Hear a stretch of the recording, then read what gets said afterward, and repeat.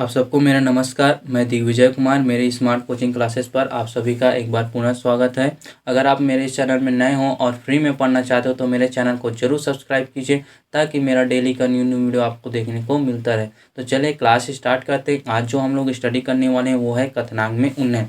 तो इसमें हम लोग देखते हैं, पहले ये देख लेते हैं कि कथनांक होता क्या चीज़ है। तो कथनांक क्या होगा, हम लोग देखते हैं कि वह तापक्रम जिस पर द्रव का जो वाष्प दाब होता है वायुमंडल के वाष्प दाब के बराबर होता है, तब हम लोग उसको बोलते हैं द्रव का कथनांक। जैसे कि मैं कोई एक पात्र ले लेता हूँ, उस पात्र में अगर जल को रखा हूँ और गर्म करता हूँ, जब वो गर्म होता है तो उसका जो वेपर प्रेशर होता है वाष्प दाब, वो वायुमंडल के जैसे उस पर ढक्कन लगा है ना, वहाँ से जस्ट वायुमंडल के दाब से क्या हो जाता है, उसी टाइम जब बराबर होता है तो क्या होगा, वो उबलने लगेगा। उसी चीज़ को हम लोग क्या बोलते हैं, कथनांक।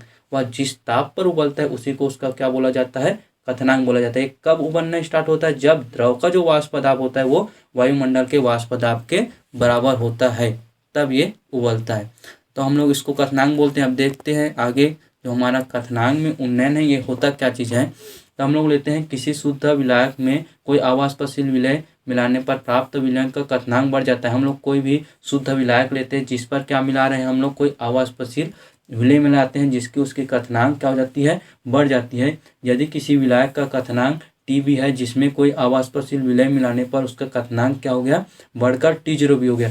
मैं कोई भी कोई भी विलायक लेता हूँ जिसका कथनांक क्या है, मेरे पास Tb है, और उस पर मैं कोई अवाष्पशील विलय अगर मिलाता हूँ तो उसका कथनांक क्या हो जाएगा, T0 भी हो जाता है। तो विलयन का कथनांक में होने वाली इसी वृद्धि को हम लोग किस नाम से जाना जाता है, कथनांक में उन्नयन। कहने का मतलब यही है कि कोई भी अगर विलायक है उसमें मैं अवाष्पशील मिलाता हूँ तो उसका कथनांक बढ़ जाता है। इसी को हम लोग क्या बोला जाता है, कथनांक उन्नयन कहते हैं। जिसे क्या किससे शो करते हैं, डेल Tb द्वारा शो करते हैं। अब जो आपका आगे आता है, हम लोग ये मान के चलते हैं कि यदि शुद्ध विलायक तथा विलयन के परास को परम ताप को x अक्ष और वाष्प दाब को y अक्ष में लेकर ग्राफ खींचते हैं तो निम्नलिखित निष्कर्ष निकलता है। हम लोग क्या करते हैं, विलायक और विलय को, ठीक है, लेके उस पर एक x अक्ष और y अक्ष पर, x अक्ष पर परम ताप और y अक्ष पर वाष्प दाब को लेकर एक ग्राफ खींचते हैं तो इस पर निम्नलिखित निष्कर्ष निकलता है। पहला निष्कर्ष ये निकलता है कि अगर हम लोग ताप में वृद्धि कर रहे हैं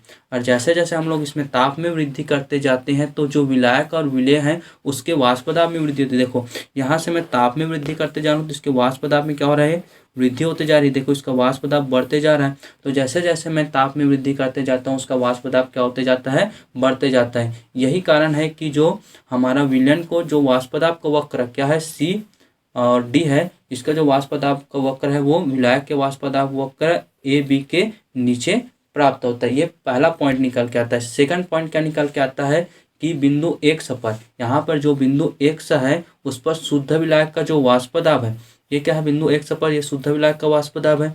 इसका जो वाष्प दाब है वो क्या है, इस पर जो हमारा एटमॉस्फेयर है वायुमंडल का वाष्प दाब और शुद्ध विलायक का वाष्प दाब बिंदु X पर क्या है, समान है, जिसके संगत ताप क्या है, हमारा Tb है। इसी प्रकार से हमारा जो विलयन का जो वाष्प दाब है वो वायुमंडल के वाष्प दाब से बिंदु Y पर क्या है, एक समान है, जिसके जो संगत ताप है वो हमारा क्या है, T0b है।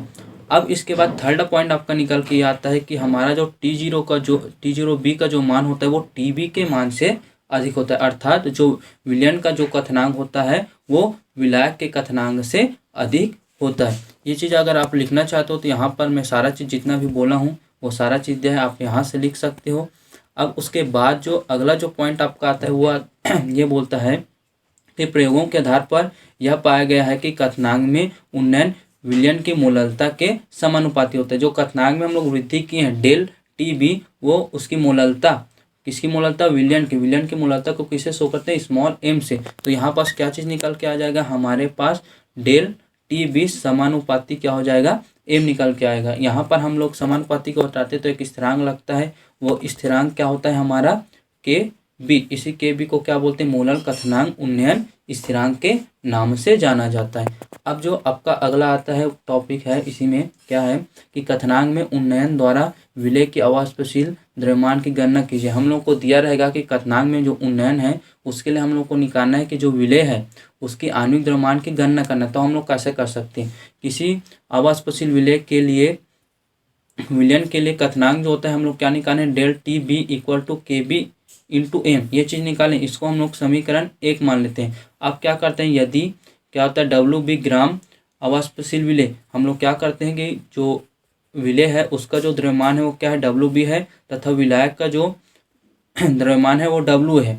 जो क्या होता है, जो डब्ल्यू है विलायक है उसमें क्या घुला हुआ है, विलेय घुला हुआ है, तथा उसका विलेय का जो आणविक द्रव्यमान है वो हम लोग क्या मान सकते हैं, एम बी है। तो विलेय की मोललता, जो विलयन की जो मोललता होती है वो क्या होती है, विलेय की मोलों की संख्या इंटू 1000 अपॉन होता है विलायक का द्रव्यमान। तो हम लोग मान के चले विलेय की मोलों की संख्या किसके बराबर होता है, उसके द्रव्यमान और आणविक द्रव्यमान के अनुपात। तो यहाँ पे डब्ल्यू बी अपॉन क्या होगा, एम बी इंटू 1000। यहाँ पास हम लोग मान के चले, यहाँ पास लिखा भी हूँ क्या होता है, हम लोग यहाँ पे क्या लिखा हूँ, डब्ल्यू ए क्या होता है, विलायक का द्रव्यमान होता है। इस कारण यहाँ पास लिखा हूँ विलायक का द्रव्यमान ग्रामों में, यहाँ पास क्या आ जाएगा, डब्ल्यू ए आ जाएगा। हम लोग मोललता को किससे शो करते हैं, स्मॉल एम से शो करते हैं। तो स्मॉल एम बराबर क्या आ जाएगा, हम लोग इसको अरेंज करके लिखें तो W B into 1000 upon M B into W A, ये चीज़ निकल के आता है। अब हम लोग समीकरण 1 में मोललता स्मॉल एम का मान समीकरण 1 में रखने पर